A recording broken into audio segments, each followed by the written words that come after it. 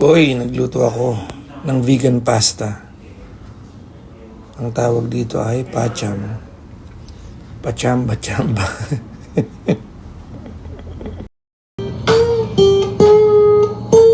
Something in the way she knows exactly all I have to do is think of her.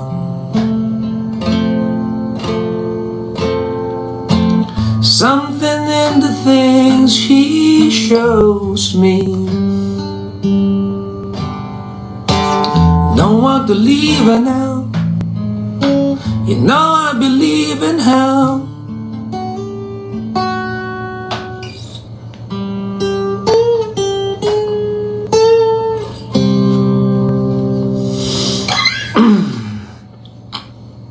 Alam niyo kinanta ko?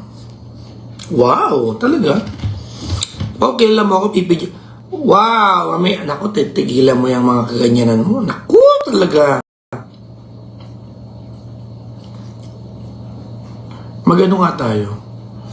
Magpapahinga lang ako mamaya, papunta ko ng gym. Magle-legs. Kaya nagano ako, nagpasta ako sa mga kakapasok lang. Yung unang part po, kumakain ako ng pasta po. Oy, Red, kamusta na?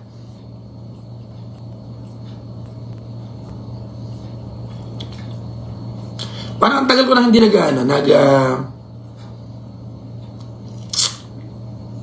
nag-live dito. I was sent to you all my loving, darling, I'll be true. All my loving, brighter the stars that shine, dark as the sky. I know this love of mine will never die, and I love her. Ooh, ooh, crazy love. Ah, ah, ah. Tonight I'm gonna break away. Ay, Tita Cora, mag-live ka after ko. Dali. Tapos magpa-Gcash kayo sa kanya. Kasi hingi pa pamasko sa akin yan eh. Sa kanya na eh. Para makatipid na ako, ha? Sige. Okay, ha? Bumili kayo ng... Mag-live ka ba? Tapos na ako eh. Kaya Tita Cora kayo, ano? Asan ka ba? Magot ka na, dali na. Para...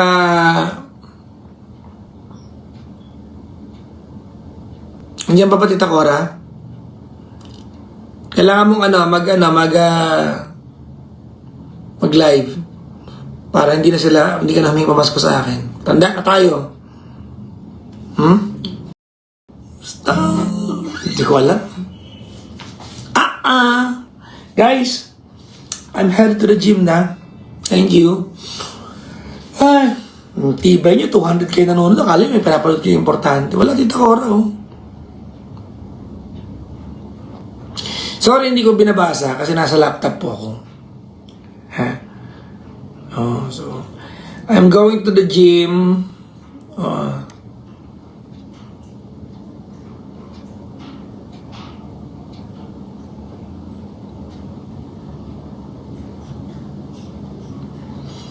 At para makasalin ako sa CrossFit ng bossing ni Robicel. Okay?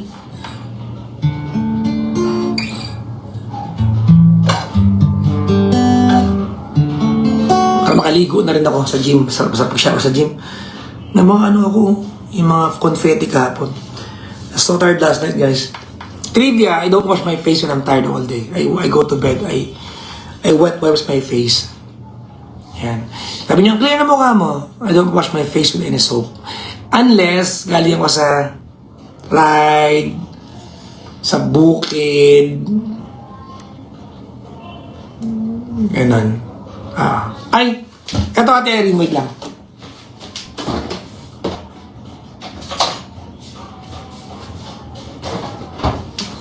Ito siya Ate Erin, no? Yan to lang. Ilaw ng mga sizes. Ito yung pinakamalit binili ko eh. Ganito lang, Ate Irene. Binili mo yung malaki. Mahal yun eh. Ganito lang. Oh. Kasi may ganun pa ako. Marami pa akong ganun eh.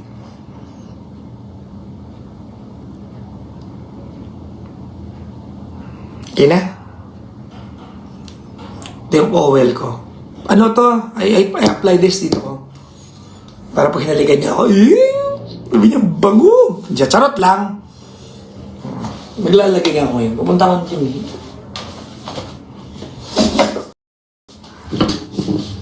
Ganito siya. So, what you do, ganyan ka. So, meron siya parang stem sa loob. So, you do that. And then, you go that way. You go that way. Pero dahil konti na to, natapon ko sa katangahan ko, what I do now, I put it in my palm. I do that. I do this. Ayan. Tapos, nalitin ako dito. Ayan. Now, mabango ka na ba? Actually, hindi. Hindi ka maamoy. Maamoy ka lang kung halimbawa, may bumesa sa'yo, skin to skin kayo, ganyan. Naglalampuan kayo, maamoy ka. Pero bakit ako naglalagay? Naamoy ko sarili ko. Okay? Trivia. Hindi niyo ako maamoy mabaho. Lagi ako mabango. Tapos, mag-spray ka ng yung same scent niya kung saan mo siya in oil. Okay? So, para tumagal lalo. Okay? So now, when uy, hello, nice to meet you, bebesa ko. Ganon, langak, okay? So yun, Ate Irene, ha?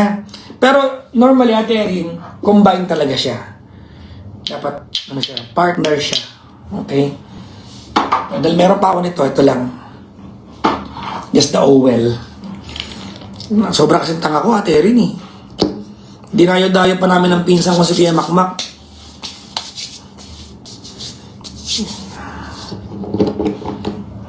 Diba? Si Ate Irene, binili yung mahal. Ito lang. Pero may malaki nito. Kung gusto mo, di yung malaki bilhin mo. Yan. Natapong ko yun. Tanga-tanga ko talaga. Bye-bye na guys. You guys are awesome. I'm going to the gym para palakihin ko to. Naamoy ko dito sa Davao. Bye-bye na po. Bye-bye everyone.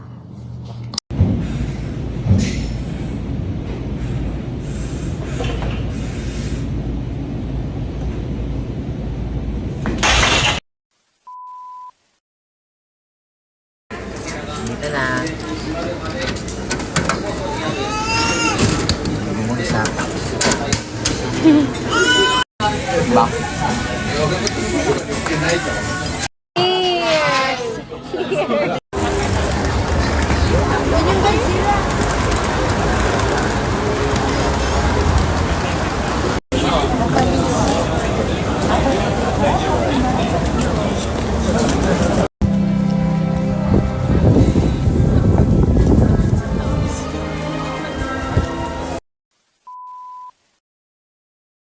Ikaw na nagsabi, di ba, may ka-date ng iba, bakit ka pa umaasa?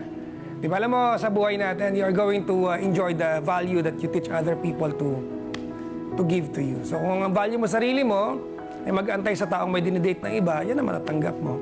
Because after all, you get what you tolerate.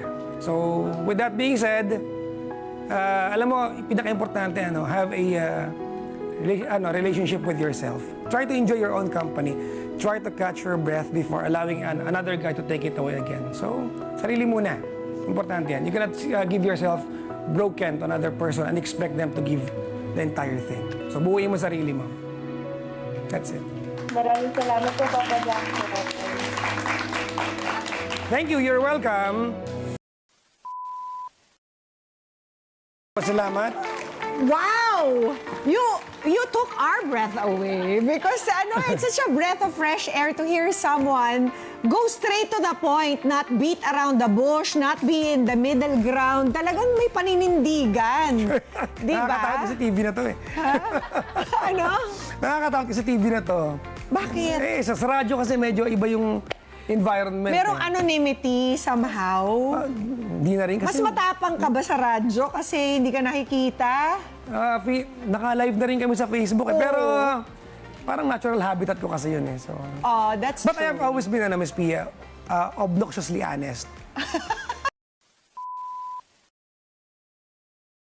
Well, maybe in the Philippine setting, do people think you're obnoxious? No, that's what I call myself. Para medyo okay. gumaan lang yung... Kasi alam mo sa Pilipinas, sometimes the bad guy is always the one who tells the truth eh. Exactly. Yeah, so if you have the courage to tell the truth sa bansa natin, ikaw yung bad guy. Ikaw yung bad guy when they should be the one na applauded kasi binibigay sa'yo yung honest truth at hindi sinusugarcoat. Gusto natin, sinusugarcoat natin pag tayo yung tumalikod at saka natin sinasabi yung true story. Huwag na nang ganon.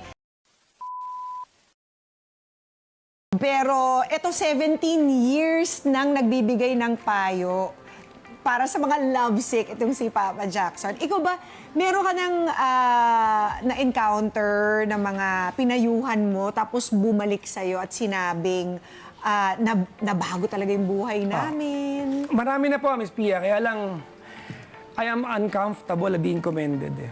Okay. Hindi ako yung... Nahiya ako pag yung natatankyuhan ako. Bakit? Kasi trabaho ko lang naman yun eh. But isn't this also an acknowledgement that Yes. you're doing the right thing? At some point, it's a validation. Oo. Pero, kumbaga, yes, you're welcome. I appreciate if you appreciate what I do. Paano naman, how about the contrary? Meron bang bumalik at sinabing, mali naman yung sinabi mo, Of sinisi ka course, pa? marami na yan. Okay. Marami na yung, but I apologize. I made it a point that sa programa ko, I will not be perfect in whatever I say on air. Oo So, eh. the apology has to come easy. Yeah, at saka, di ba, of course, in all these instances, hindi mo naman sila kilala. So wala kang konteksto minsan, you don't know their background, hindi mo alam mga pinagdaanan Yes, nila. you only hear one side of the story. Exactly. So medyo mahirap magbigay ng advice, Actually, hindi Miss ba? Pia, yung sabi, people would tell me na, alam mo, you give good advice. No, actually, I don't give good advice. I listen well. Ano ba't karamihan ang problema nila? Paano mag-move on? Ayan na nga! Yan talaga yung problema ng ano. Talaga, hindi ba madali yun? Ako never ko naging problema yung moving on. Strong. Bakit mahirap mag-move on? Kasi yung kukulit. Siguro alam naman nila yung gusto dapat nilang gawin. Ayaw lang nila. Ano Ganun kasi ba ang yun? Pinoy eh. Going back dun sa pagiging sensitibo natin, ayaw natin nakakarinig ng mga bagay na kontra sa... something that will hurt us some more. Pero yun ang reality. Ayaw natin narinig yun eh. We like friends yung mga yes man natin. Oo. Yung mga gaya Yung mo mga yan. chuchua. Hayaan mo na. Di ba? Ayaw natin kasama yung mga tao magsasabing, ikaw talaga yung mali eh. Oo. They don't like to wake up and smell the coffee, ika nga. Yeah, so ayaw natin ng mga ganun tao. Kaya tumatagal yung pag-move on natin. When a woman loves a man, iba kasi siya kung paano magmahal ang lalaki sa babae. What's the Halimbawa, difference? After a while, no, pag babae una nasaktan, ang nangyayari sa inyo, you tend to forgive. No? You try to measure how much you love the guy by measure your ability to forgive. Ganyan naman babae eh. Okay. Pinusukan niyo paano kayo magpatawad until pag paulit-ulit ginawa ng lalaki yung masakit na yan, the love that you have for the guy becomes a goal. Nagiging goal. Okay. Hindi na, mahal ko siya kaya ako nasa kanya. Hindi na gano'n. Nangyayari, kaya ko siyang baguhin. Hello! Kaya ko it becomes a goal eh. Ang lalaki hindi lang marunong mag-manifest kung paano magpatawad. May pride kasi kami. Okay. Halimbawa yung stigma ng society, pag kami niloko, So halimbawa, kung ang babae ng loko sa'yo, mas madali kang magpatawad? Ganun. mas madali magpatawad pero ang hirap aminin sa public na nagpatawad kami. Kasi may stigma ng pride eh. So they're gonna... Yung So hihiwalayan niya yung babae kasi because of the pride Hindi thing. naman. Pero what I mean is, pag lalaki kasi ang nagpatawad, pag after maloko, ang nangyayari, ang iniintindi namin ano nga sabihin ng ibang tao. More than how we love the girl. Because you might look weak. Yes. Yun ba yung ano? Yes. So, yung fear? Because sa society natin, di ba, men are perceived to be stronger creatures than... sorry, thank you, goodbye. So, sino ang gusto mong sabihan ng sorry, unang-una? My old self. Bakit? The service. Ano ako eh, kumbaga, I'm still until now, di ba? I let it slide. Yung mga, I may look tough on the outside. I'm a marshmallow on the inside eh. Wow. So I've always allowed people to walk all over me. Oh. It's not that I regret it. It's just that maybe I could have done better for myself in the past. So, yeah. Sorry, self. Sorry, self. How about thank you? Thank you, self. Bakit din? Because I take care of myself. Saan ka ba nila mafa-follow? Follow nyo na lang po yung Energy FM page namin. Nandun na lahat ng sock meds ko. So, follow nyo na lang po ako doon. Hindi ako ganong active mag-post ng mga picture. Araw-araw. Mukha ko lang. I love myself talaga. Oh, di ba? Eh, who else, di ba? You have to be your number one. Pwede bumati? Opo. Hi to go my ahead. daughter. Ayan, Klong-Klong. My mom. Ma, and of course, ang ganda Kara. Yon eh. Suki rin namin yun eh. At bago po tuluyan magbabay sa'yo, may pabaon po ang kada umaga mula sa Miniso. Yes, may bebenta ako. sorry. Magkano po na nito? Bawal irigif. Thank you.